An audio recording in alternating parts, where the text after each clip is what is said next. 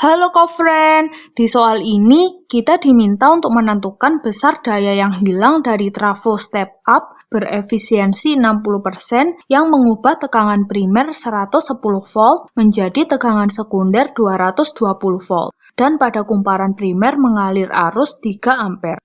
Kita akan gunakan persamaan daya listrik pada kumparan primer yaitu PP sama dengan VP kali IP. Dan pada kumparan sekunder yaitu PS sama dengan VS kali IS. Lalu persamaan efisiensi trafo sama dengan daya pada kumparan sekunder dibagi daya pada kumparan primer kali 100%. Dan persamaan daya yang hilang PH sama dengan daya pada kumparan primer dikurangi daya pada kumparan sekunder.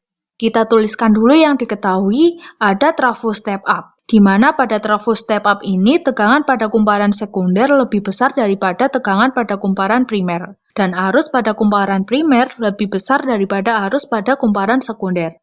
Lalu efisiensi trafo adalah 60%, tegangan pada kumparan primer adalah 110 volt, tegangan pada kumparan sekunder adalah 220 volt, dan arus pada kumparan primer adalah 3 ampere. Yang ditanyakan adalah daya yang hilang. Kita hitung dulu daya pada kumparan primer, PP sama dengan VP kali IP. Sama dengan VP-nya adalah 110 kali IP-nya adalah 3. Sama dengan 330 watt. Dan daya pada kumparan sekunder, PS sama dengan VS kali IS. VS-nya adalah 220 kali IS. Lalu kita gunakan persamaan efisiensi trafo, efisiensi sama dengan PS per PP kali 100%. Efisiensinya adalah 60% sama dengan PS-nya adalah 220 kali IS per PP-nya adalah 330 kali 100%. 60% dibagi dengan 100% hasilnya adalah 0,6, sama dengan 220 IS per 330. 0,6 kali 330 adalah 198 sama dengan 220 IS. Maka IS sama dengan 0,9 ampere.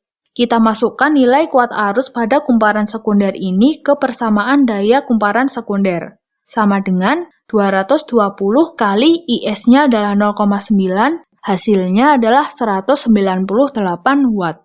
Sehingga kita bisa menghitung daya yang hilang, PH sama dengan daya pada kumparan primer dikurangi daya pada kumparan sekunder. Sama dengan 330 dikurangi 198 adalah 132 watt.